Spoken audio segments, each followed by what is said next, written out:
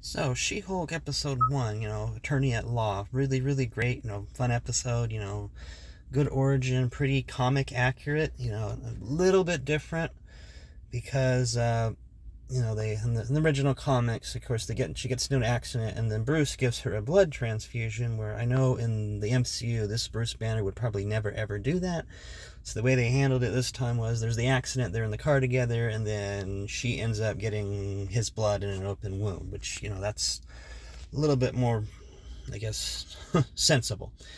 So it is a comedy. I know a lot of people weren't real big on the humor in Thor: Love and Thunder, last month, but She-Hulk, since its inception back in, I think, 1979, the early 80s, has always been more comedic. She was actually the one breaking the fourth wall even before Deadpool in the early 90s.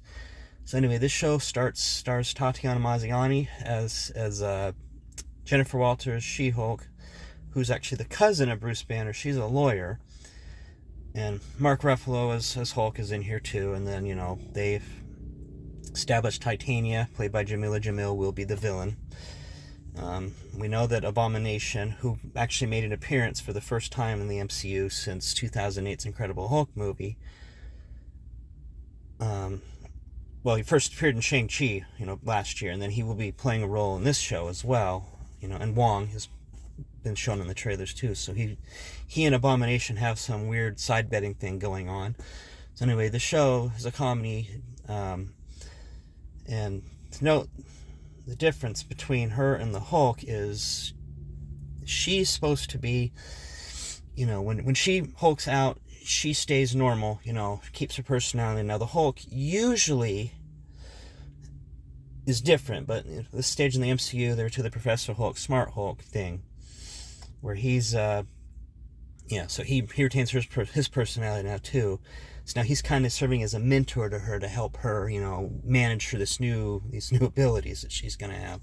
So yeah, very, very funny humor.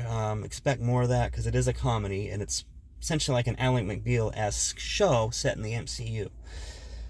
Yeah, a lot of fun. There is a post-credit scene. Apparently every episode of this show will have one. There'll be 9 of them, which is strange because the MCU usually doesn't do that, even in their TV shows. Usually it's, maybe the last episode or two, they'll have something in there. And this episode was titled A Normal Amount of Rage. So, a lot of fun.